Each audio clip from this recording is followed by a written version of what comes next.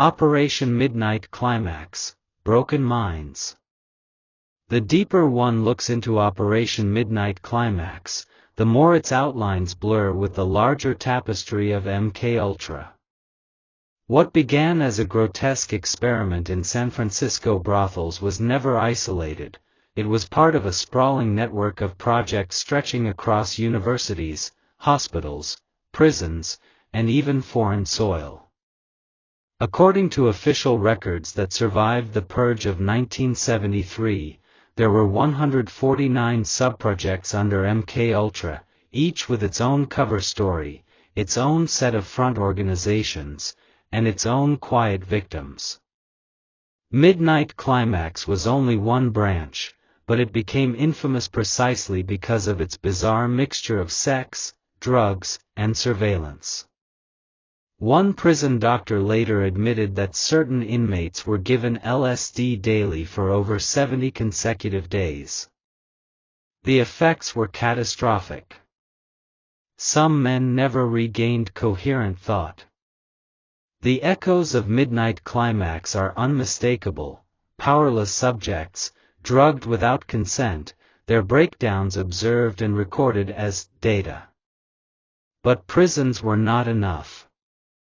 The CIA sought other populations: students, psychiatric patients, even hospital staff themselves. Days later, in a New York hotel room, Olson fell to his death from the 13th floor. Officially, it was ruled a suicide. For decades, that explanation stood. But the deeper investigators dug, the less convincing it became. The parallels to Midnight Climax are chilling. Olson was drugged without consent, just like the men in the brothels. His descent into despair mirrored the chaos many victims experienced. And just as some of those nameless men may have vanished, Olson too disappeared, only in his case, from the 13th floor window of the Statler Hotel. Decades later, when Olson's body was exhumed, forensic experts found evidence of head trauma inconsistent with a fall. The implication was staggering: he may have been struck unconscious before being thrown. Though these experiments were carried out in Canada, the financial trail led back to Langley. The philosophy was the same as that guiding white San Francisco safe houses: break down the self, then see what could be done with the fragments. It is here that one sees Midnight Climax not as an aberration, but as a cornerstone. But perhaps the darkest connection lies in the case of Frank Olson. Olson was a government scientist, a biochemist specializing in biological warfare. In 1953, at a retreat in Maryland, he was slipped LSD by his CIA colleagues, without his knowledge. In the days that followed, Olson became agitated, paranoid, and deeply disturbed by his own work. He spoke of leaving the agency, of exposing what he had seen. In Montreal, at the Allen Memorial Institute, a Scottish-born psychiatrist named Donald Ewan Cameron carried out some of the most horrific experiments under MKUltra's umbrella. Funded indirectly by the CIA, Cameron used LSD, electroshock therapy, and sensory deprivation in an attempt to depattern the human mind, erasing memory and personality so that he might rebuild the psyche from the ground up. Patients came seeking help for depression, anxiety, even minor troubles like postpartum blues. They emerged shattered, their minds fragmented, some reduced to childlike states, unable to recognize their families. And yet, when investigators followed the threads, they discovered something unsettling. The same techniques tested behind the mirrors of San Francisco reappeared elsewhere, under different names, in different forms, as though the safe houses were only the rehearsal for a larger performance. Some of the most chilling connections involve prisons. In the mid-1950s, even as George Hunter White was dosing unsuspecting men in California, CIA contractors were supplying LSD to prison doctors. Inmates, many of them black, poor, or already condemned to long sentences, were told they were participating in medical research. In truth, they were being used as test subjects for chemical warfare of the mind. Some believe Olson had learned too much, not only about biological weapons, but about the CIA's experiments in mind control, sex, and LSD. If he had threatened to go public, he represented a liability too great for the agency to tolerate. In this interpretation, Olson was not a casualty of LSD, but of silencing. And if the CIA could silence its own scientist, what chance did the nameless victims of Midnight Climax ever have? The secrecy surrounding Olson's death fueled conspiracy theories that Midnight Climax was not simply about experimentation, but also about blackmail, coercion, and control. What makes Midnight Climax so disturbing is the atmosphere of indulgence that surrounded it. George Hunter White, in his diaries, boasted openly of the pleasure he took in the operations. He wrote of drinking heavily behind the mirror, of laughing at the spectacle of men unraveling under LSD. This was not science, it was entertainment. And it was funded by the United States government. One might ask, how could such a grotesque program continue for nearly a decade? The answer lies in the culture of the CIA at the time. The Cold War justified everything. Any method, no matter how immoral, could be excused as necessary to defeat the Soviet threat. But by then, the damage had been done. The CIA had already destroyed the majority of files, shredding and burning the paper trail. What remained were fragments, financial ledgers, stray memoranda, and the haunted testimonies of those who had lived through the nightmare. Among those fragments was the word that still echoes with dread, Midnight Climax. What makes this story endure is not simply the perversity of the methods, but the ambiguity of its legacy.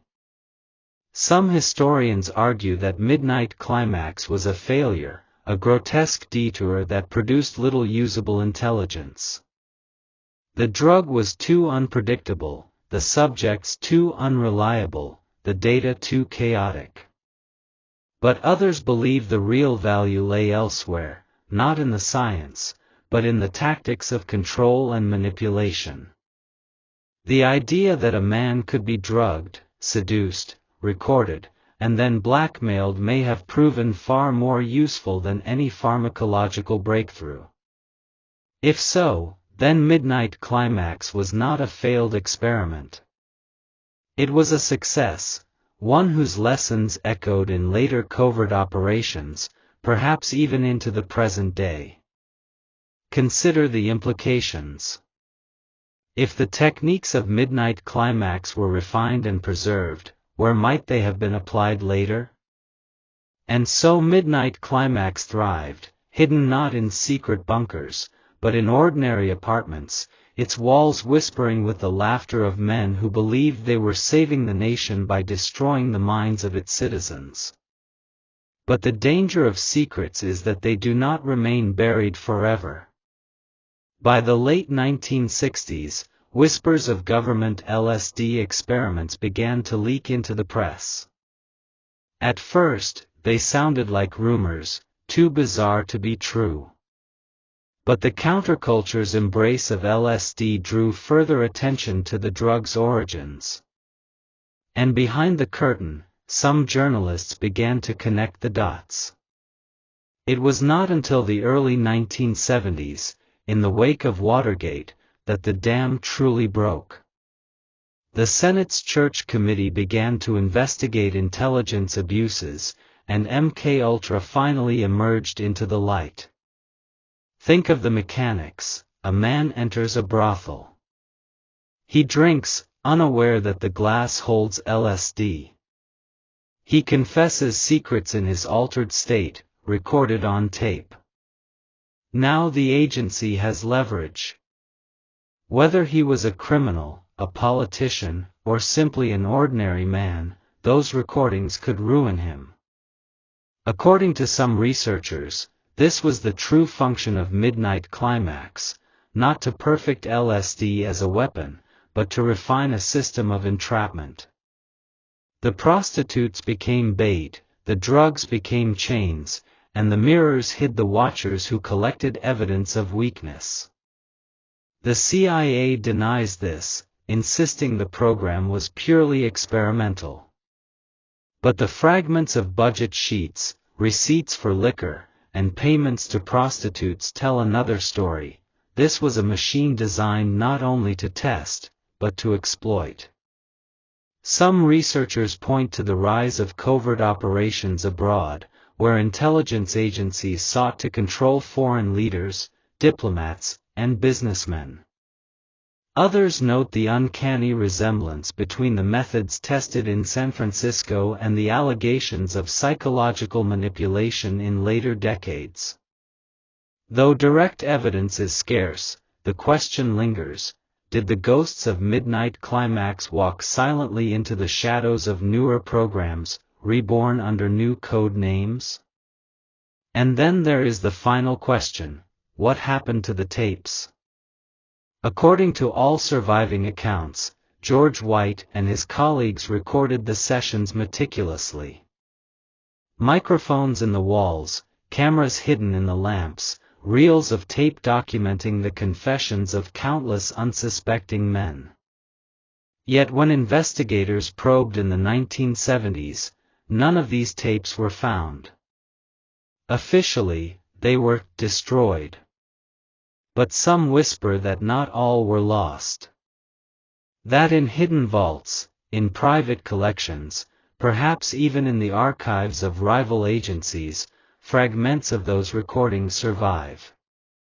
If true, then the voices of Midnight Climax still exist, trapped forever in their chemical prisons, their confessions waiting in the dark. The safe houses themselves are gone. The San Francisco apartments were eventually abandoned, their mirrors shattered, their curtains drawn shut. The addresses have changed, the walls repainted.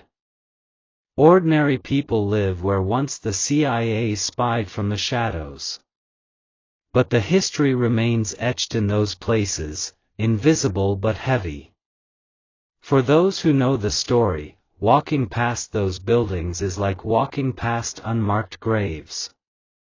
And perhaps that is the most haunting aspect of all, the ordinariness. Midnight Climax did not unfold in distant battlefields or secret bunkers, but in the heart of American cities, hidden in plain sight. Men walked into those rooms thinking they were seeking pleasure, escape, or adventure. They emerged broken, haunted, or not at all. The city never noticed. The world never knew.